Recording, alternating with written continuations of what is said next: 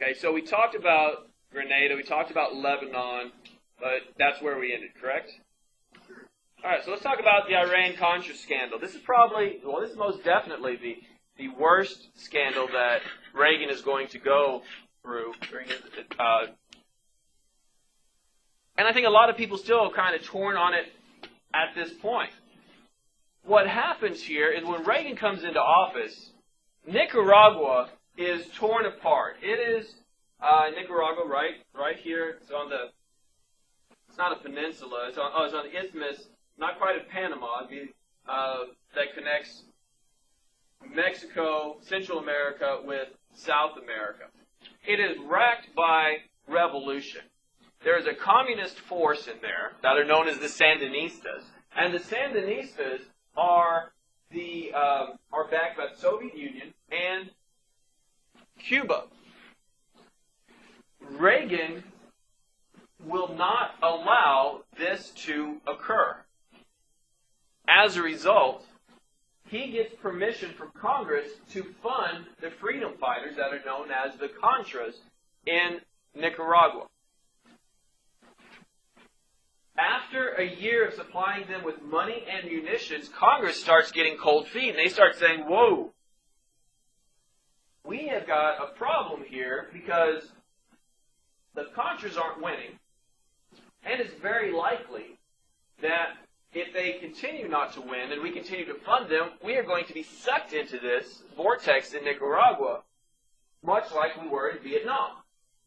As a result, they say, stop. We are not going to give any more funding to them. And they specifically forbid Reagan from giving money or munitions to Nicaragua. Okay? They say you cannot give them weaponry. You cannot give them money. You cannot give Nicaragua money. You cannot give Nicaragua weaponry. Now, Reagan wasn't too happy about this. About the same time that this occurred, a terrorist organization backed by Iran, known as Hezbollah, is going to take Americans hostage again. This time, Reagan is going to set about trying to get them released. The way he does it, though, is kind of circular. It's kind of convoluted. So hold on to this.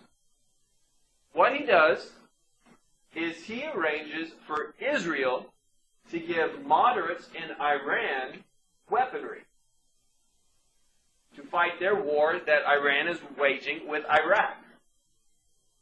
Okay? In return, these moderates are to work to release the American hostages held by Hezbollah. Okay? Reagan talks to Israel, says, Israel, give them some weapons. They, in turn, will then talk to Hezbollah and say, free those people. Okay? Now, who supplies Israel weapons? We do.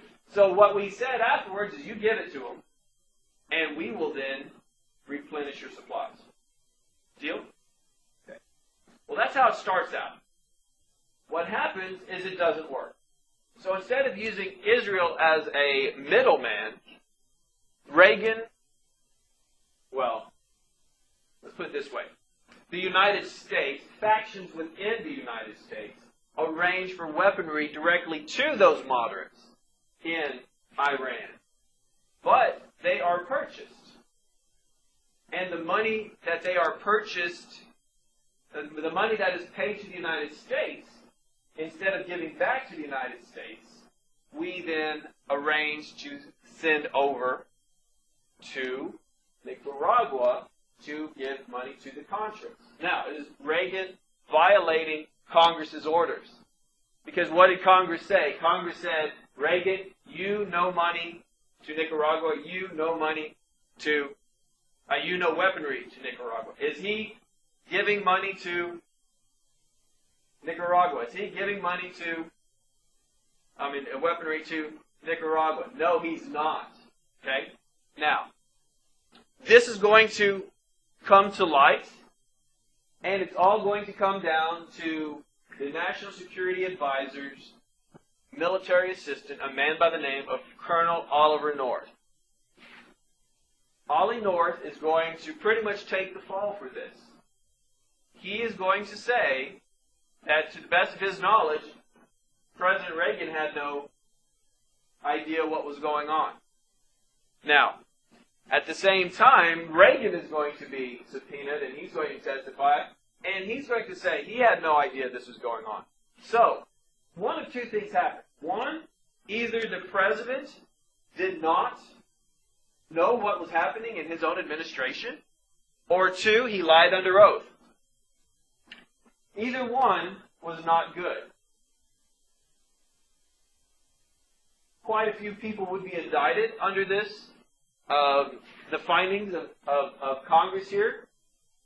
Oliver North would be indicted and he would be convicted, but his conviction would be overturned because his testimony that he gave in Congress would be used against him in a court of law when he is under criminal charges. Now, that is a violation of his Fifth Amendment rights.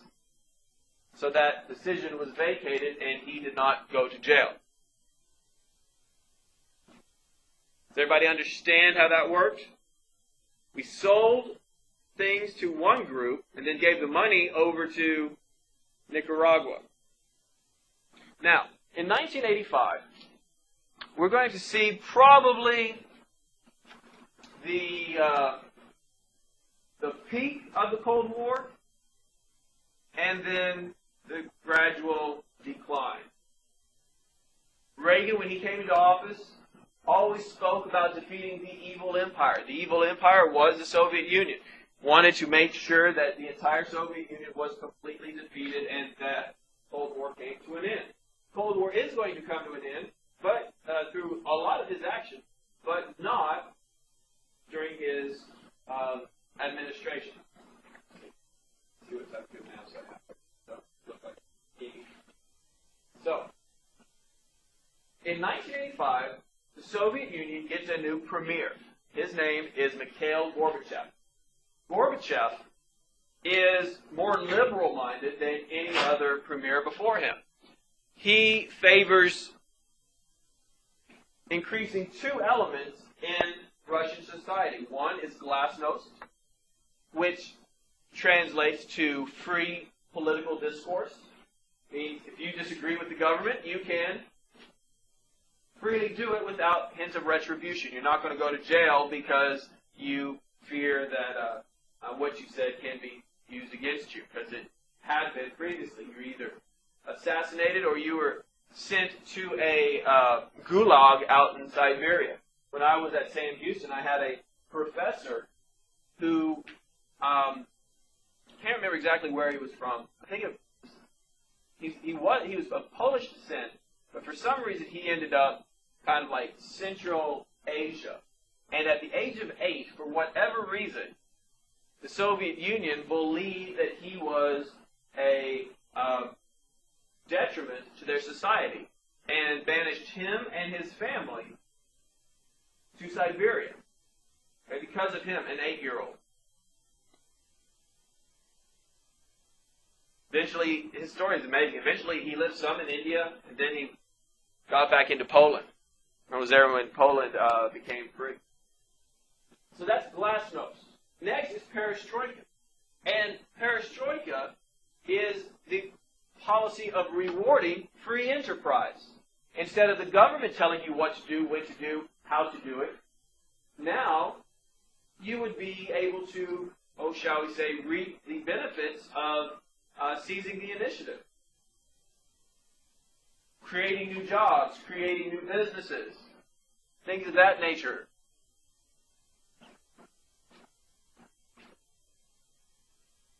Now, when Gorbachev came into office, he said that he would abide by the SALT II treaty that was signed under Carter that said that the United States and the Soviet Union would limit their military growth. Reagan was publicly against that. And when he came into office, began building up our munitions again, our weaponry, modernizing them, making them more effective, making bigger nuclear weapons. What happens next is Reagan comes out with this new program that is known as the Strategic Defense Initiative, SDI, also known as Star Wars. Okay? It's the ability to shoot a nuclear missile out of the sky through a space-borne laser. Now, this was so far advanced, the Russians had nothing to counter it, and it scared the heck out of them. Gorbachev demands a summit meeting over SDI, and it is held in '86 in Iceland. There he demands that Reagan abolish all plans for SDI because it violates the SALT treaties, and it also violates the anti-ballistic missile treaties that had been signed. Reagan refuses to do so. Now, the best part of this whole thing is the technology for SDI, which was introduced in '85, did not exist then. It's 2010. Technology still doesn't exist. Still doesn't exist. But guess what? They didn't know that. Reagan's playing a poker game, and he's bluffing.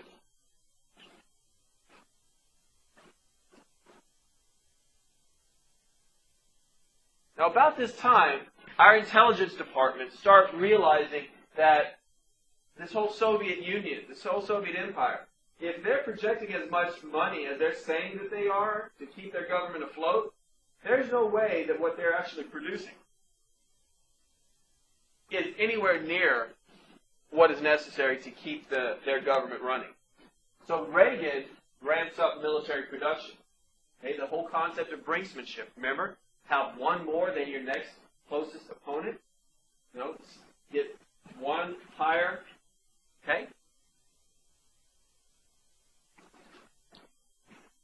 Eventually, this is going to push them to the breaking point, and the government is just going to collapse. The Soviet Union is going to collapse inward on itself.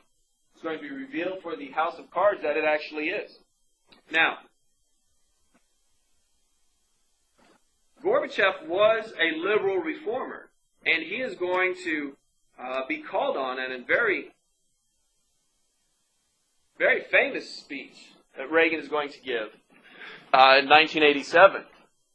Today I say, as long as this gate is closed, as long as this scar of a wall is permitted to stand, it is not the German question alone that remains open, but the question of freedom for all mankind.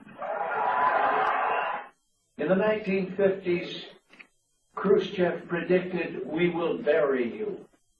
But in the West today, we see a free world that has achieved a level of prosperity and well-being unprecedented in all of human history.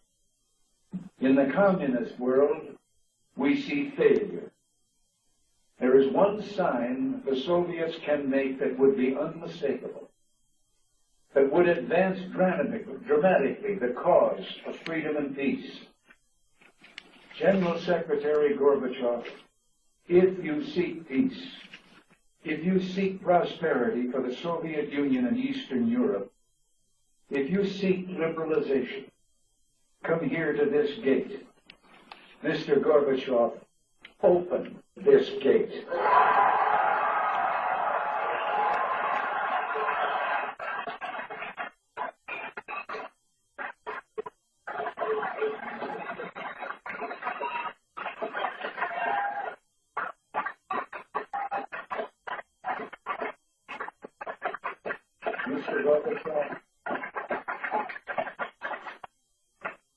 Mr. Gorbachev, tear down this wall.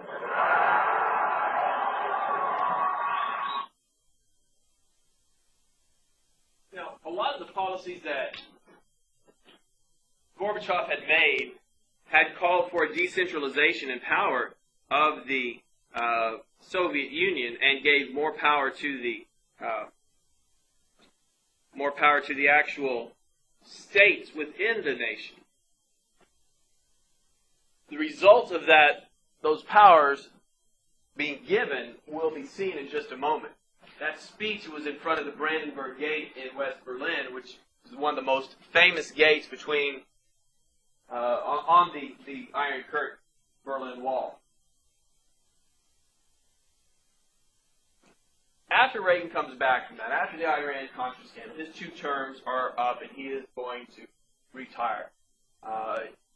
The Republicans are going to nominate George Herbert Walker Bush, Reagan's vice president, to succeed him as the president. The Democrats, in a very contentious primary season, are going to select Michael Dukakis, the governor of Massachusetts, to run against Bush. This, for me, was probably one of the most interesting elections of my youth, mainly because I was 14 at the time. And this is when I'm first starting to get kind of an idea of what each side has to offer. And in this, I thought it was very humorous, especially 4 years later, in 1988, because in this election, the forerunner for the primary, the Democratic nomination, was a man by the name of Gary Hart. He was going to win, hands down, no way anybody could stand against him. And what occurs in this election, or this primary, is there are revelations that he had an extramarital affair. And as a result, he has to resign, pull out of the Democratic race for the nomination for the presidency. Jump ahead 4 years, and you have Bill Clinton running for office, who freely admits that he had an affair and that it's not a big deal. And he still wins the nomination. In this election, as you can see, Dukakis is completely trounced. He makes a lot of missteps, makes some very stupid statements in a debate. He also makes the bad judgment or the bad decision to get into this tank and drive it around while he's at a photo shoot. And so that picture goes all over creation. Here's this guy, big old bushy eyebrows and anti-military, but yet, guess what? He's going to ride in a tank, right? He also had a major strike against him as governor of Massachusetts. In order to save some money, he had come up with this plan in which prisoners would be allowed to go home on the weekends. You don't have to feed them. They had to come back the next day, well, at the end of the week. One of the prisoners that he allowed to go home was a man by the name of Willie Horton. Willie Horton, instead of going home, tracked down the people that had testified against him and sent them to jail. Found the man out with his wife, broke into their home. When they came home, he tied the man up and raped the woman repeatedly in front of them. He then killed the woman, cut off the man's testicles, shoved them in his mouth, and they killed him as well. The Republicans found out about this, made a huge campaign commercial about it, and this is the type of leadership they have in Massachusetts you wanted here in the United States. The overwhelming answer was no. So Bush is going to become the 41st president of the United States. Now, his first real test in office is going to come in May of 1989. China, since World War II, has been a communist nation and has been holding down or oppressing their people for all this time. What happens in May is a revolution occurs. It is a very young revolution. It is a student-led revolution. And it is going to go on for about a month. China is going to put a complete blockade of all media in the nation. You're not going to be able to see anything. However, some people are going to figure out ways to get around this.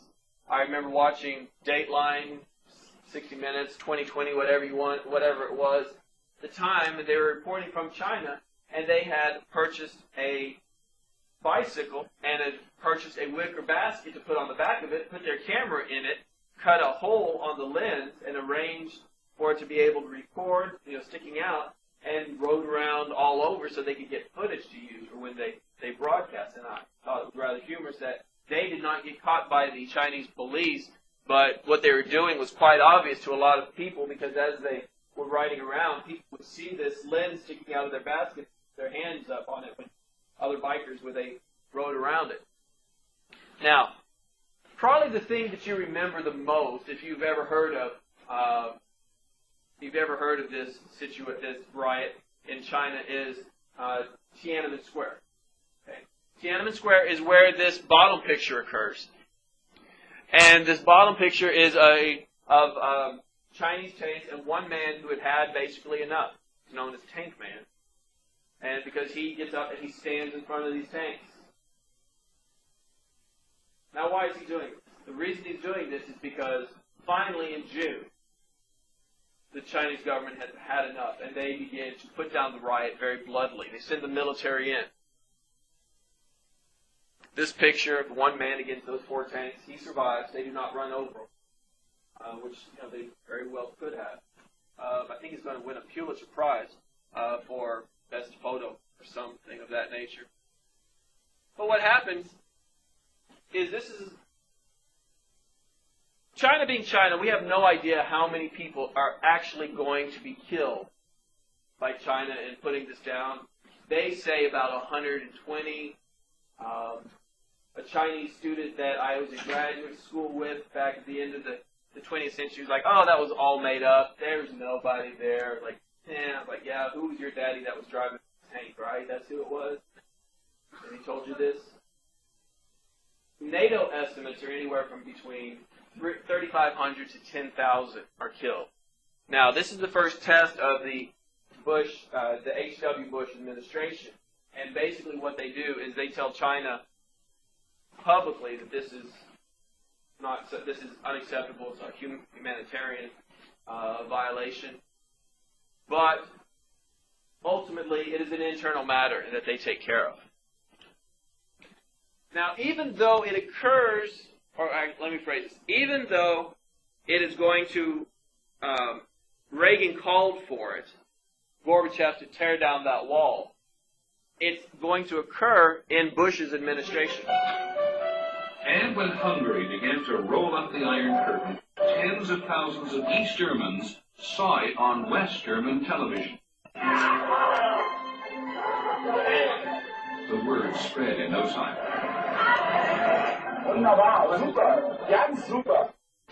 First, they headed for those openings in the fence between Hungary and Austria.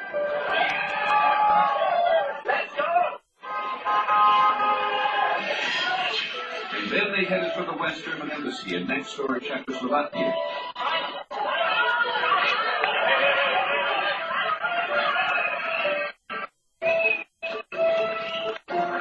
The pressure of East Germans fleeing in such numbers forced the East German government to make one concession after another. The country was hemorrhaging.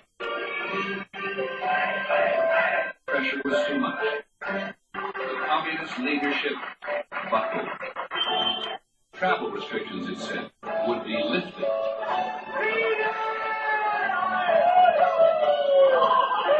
It was a momentous separation.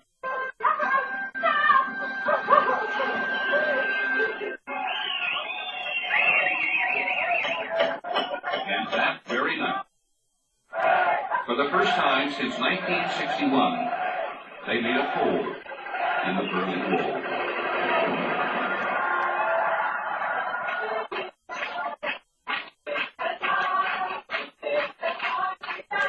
It had not seemed possible only months ago.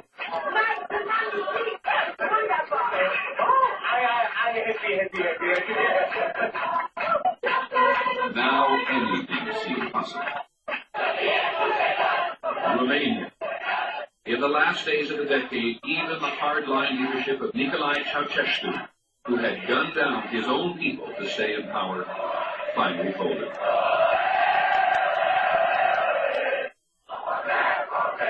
Czechoslovakia, with one of the toughest leaderships in the Soviet sphere.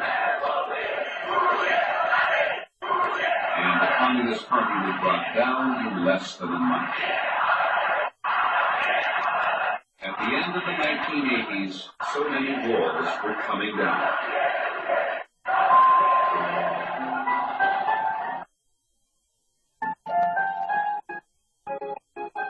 It was a magnificent decade for democracy.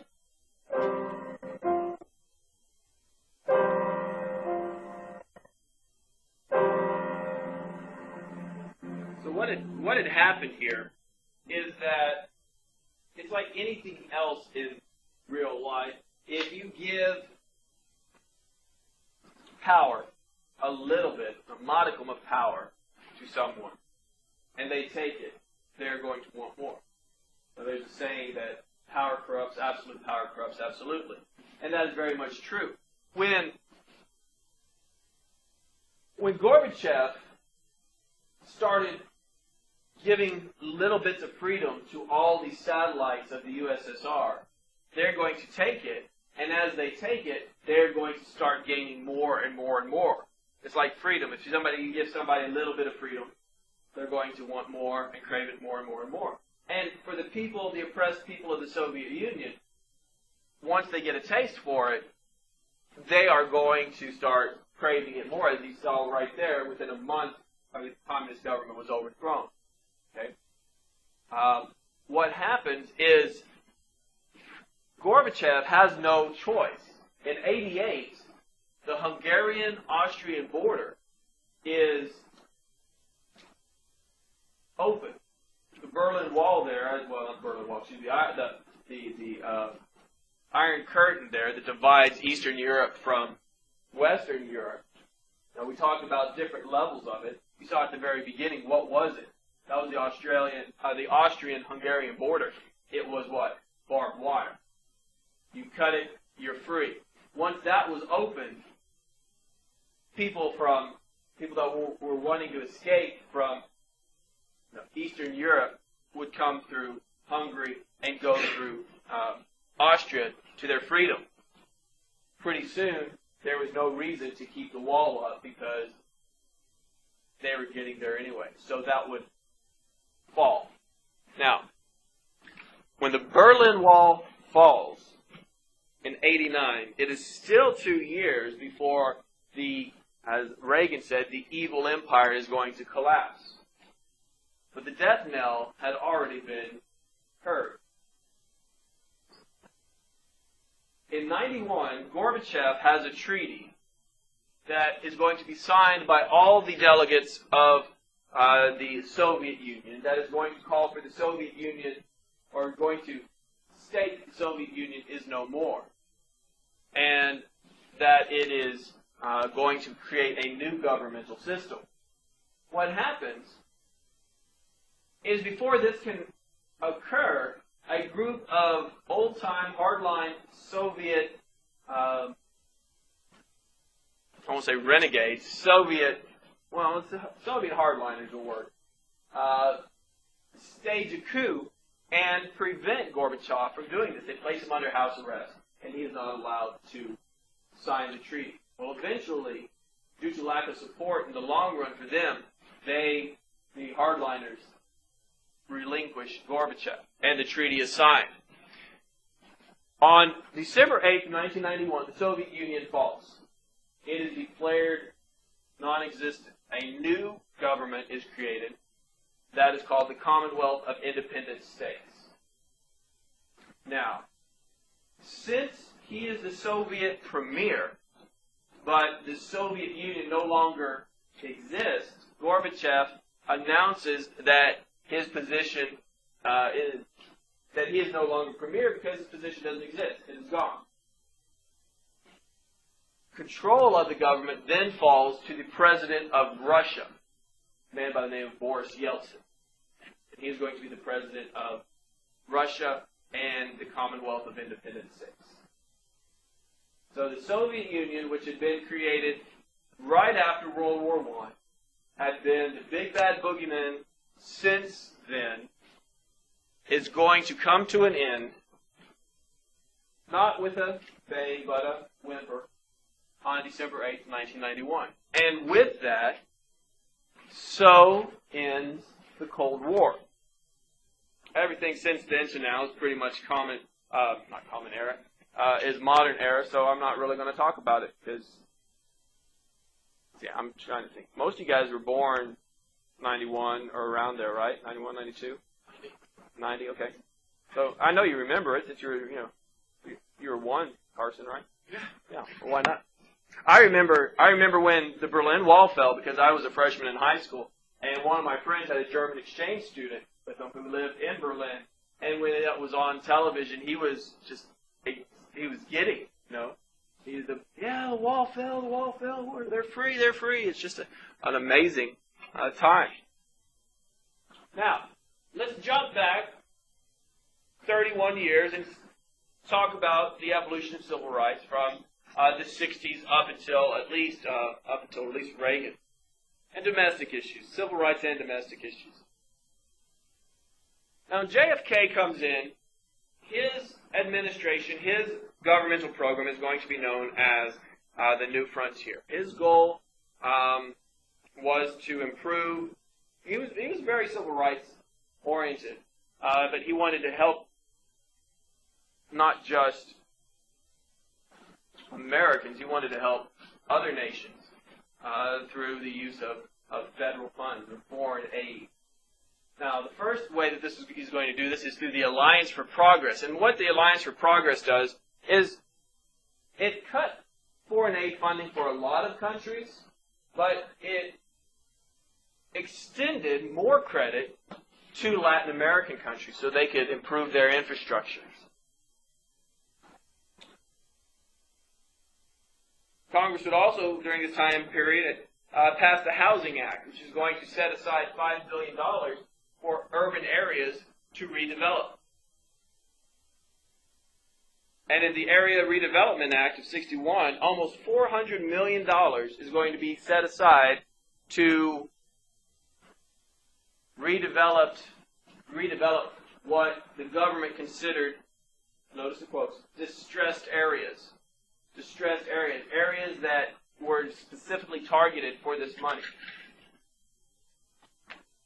Now, the 60s is going to be a very turbulent time. One of the areas that's going to have the most success is going to be the Supreme Court. Now, every Supreme Court historically is known by the Chief Justice. It's called, right now it's called the Roberts Court, or that was the Rehnquist Court, depending on who the Chief Justice is. During this time, in the 60s, it was Earl Warren, Chief Justice Earl Warren, so it is known as the Warren Court. They're going to have quite a few decisions made during this time that are still with us in some form or fashion. Some of them are not in effect to the extent as they were at the time period. Okay? Some of these things have changed with preceding Supreme Court decisions. I'm giving you the foundation. When you take federal government next year, they will build on these. So when you come back and you learn about Wasserman versus Board of Regents, University of New York, you'll be like, oh yeah, I remember that. And you can see how it's changed. Let's deal with that one. Wasserman versus Board of Regents, University of New York of 1962.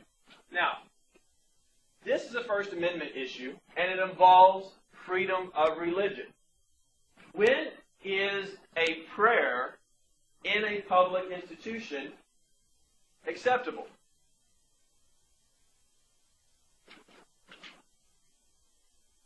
At this point, this is going to be the first time that it gets involved. What?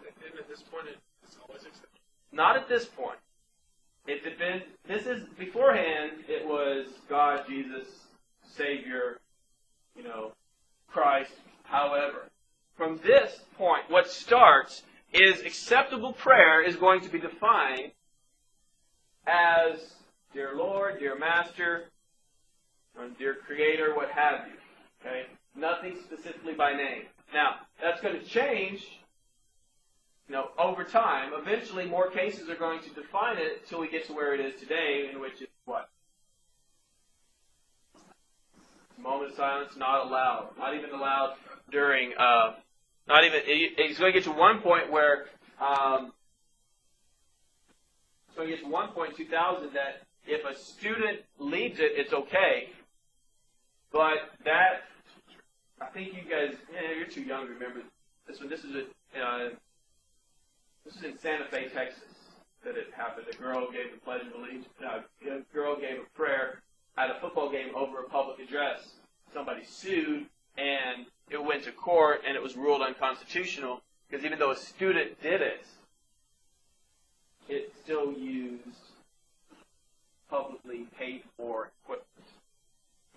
So, now next in 1963 is Gideon versus Wainwright, which states that defendants have a right to an attorney. Okay?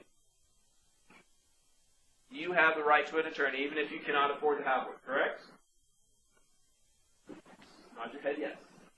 And I promise you, if you get one assigned to you that is going to work pro bono, which is going to be free, you're going to get every dollar's worth of what you pay.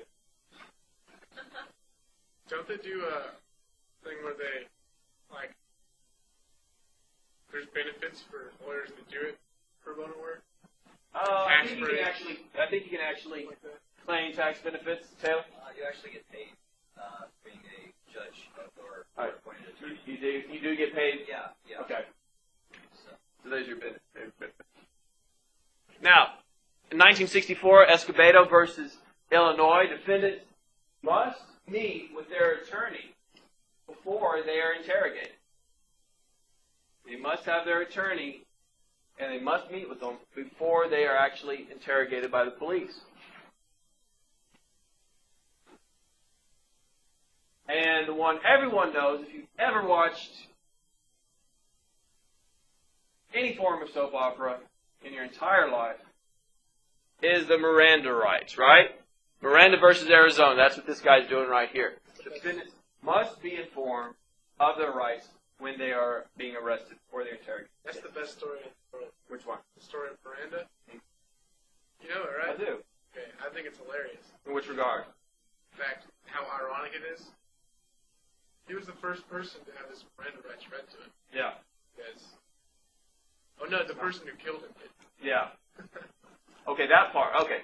I was wondering where you're going with that one. Because what happens here is the man, Ernesto Miranda, was most likely, I know you're not supposed to use the R word anymore, but he was most likely semi-retarded, or if he wasn't, he was borderline. But he raped a woman. He was identified in the lineup. He was interrogated. He was forced to sign a document that said he had done it, and he was never informed of his rights. He was convicted. He was overturned, and it went to he was convicted. The appeal was held. Went to the Supreme Court. The Supreme Court ruled that since he had not been informed of his rights, that the case was vacated, that it was overturned. And from this comes the Miranda rights. And when you read your Miranda rights, you actually have to say, yes, I understand them. You can't do like they do on the soap operas where you're too stunned to know that you're being arrested for the murder of Dakota Montana, your ex-lover or whatever it was, that you just shake your head off. Yeah. No, you actually have to say, yes, I understand them as written. Now, these are the baseline. These are the foundations. What they are today is different because there has been an evolution of this constitutional law since they were built. Okay? That is for you to learn in federal government. We do not have the time to discuss these here, but that is the difference between federal government and United States history. Now, let's talk about Martin Luther King. In the 60s, Martin Luther King is losing ground with his non-militant violence campaign of doing sit-ins at areas that were refusing to giving African Americans their rights. He's losing them to the more violent policies of civil rights leaders like Stokely Carmichael and Malcolm X, who support any means necessary equality now approach, even if it means shooting people and killing people if necessary. Now, In 1961, in order to make sure that all bus systems enforced the desegregation policies, a group of African Americans and Anglos are going to tour the country by bus in the summer of '61. And these individuals are known as Freedom Riders. They're on the bus to make sure that African Americans and Anglos, or Hispanics, what have you, were all desegregated, integrated. No, we didn't have different sections. And then finally, his greatest accomplishment, on August 28, 1963, Martin Luther King Jr. is going to have his March on Washington for Civil Rights and is going to give his very famous I Have a Dream speech.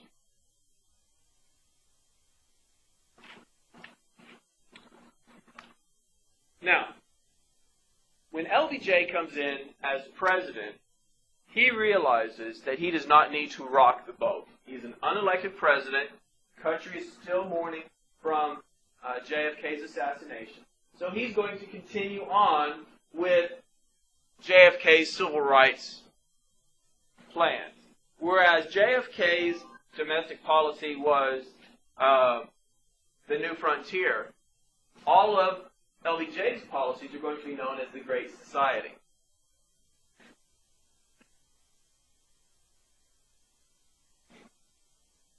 It is here that we're going to launch the first War on Poverty. And the War on Poverty is going to be embodied in a massive jobs bill that is going to provide all sorts of funding and training to Americans who qualify as, shall we say, less than fortunate.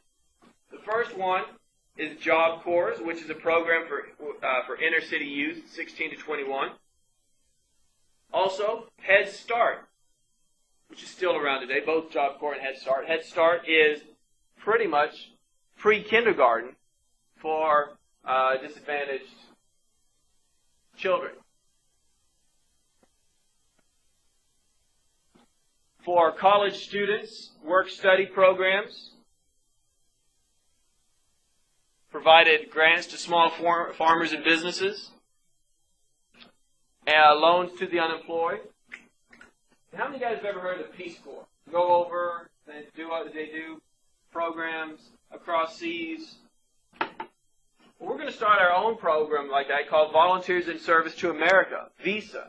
But it is a domestic program. It is a domestic program. It is a domestic version of Peace Corps.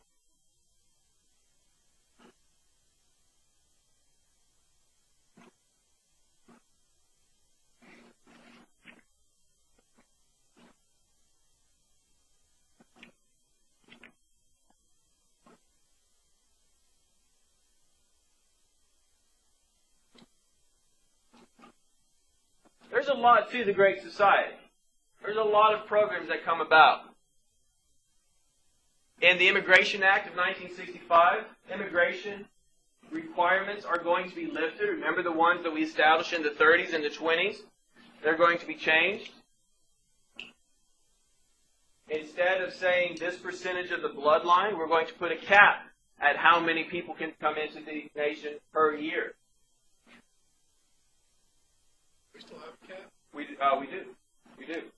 If you line, that's what it is. But that's one of the big issues right now with all this whole amnesty stuff. People are saying, well, what's the big deal? Everybody always wants to come and immigrate to the United States. Well, that's true. But they do so legally. They say, well, everybody's parents came here legally. Well, that's not true. I mean, probably, I'm sure we could find somebody here who was here in Texas when the border shifted, and as a result, they became United States citizens by fiat because that's how it because the border shifted. The Highway Safety Act of 1966 is going to change what type of standards are acceptable for cars. How many guys have ever heard of the Corvair? Okay, Corvair in the 60s was a vehicle that was supposed to compete with the Corvette that was a very cheap version of it. Well, the problem is that it had a, I can't remember exactly what it was, wide wheelbase, short wheelbase, what have you, but if you went like this, it flipped. Okay? Ralph Nader, heard of him? Ran for president in 2000, ran for president in 2004. He's going to make a name for himself. He's going to write a book called Unsafe at Any Speed about the Corvair. He's going to get it pulled off the market. It's going to be very influential in getting the Highway Safety Act passed in '66.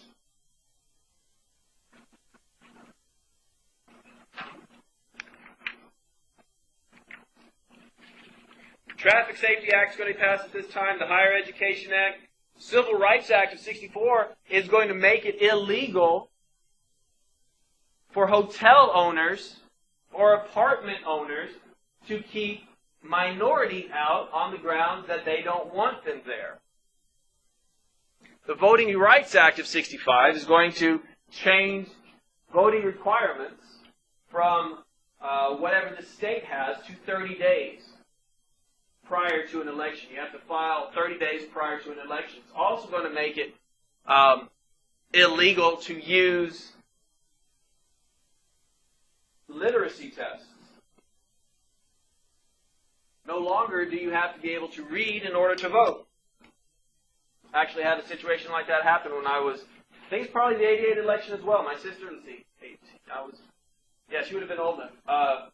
My sister was working as a poll worker, and this guy came in to vote, and he said, "Can you show me where this name is on the ballot?" And he had a little piece of paper that said, I can't remember the guy's name, but he couldn't read, so he needed her to show where he needed to mark. The 24th Amendment is going to change something else, and that is the poll tax. Poll tax has been around since dawn of creation. Basically, this was a fee that you used, that fee that was charged the voter for the honor of voting. Okay?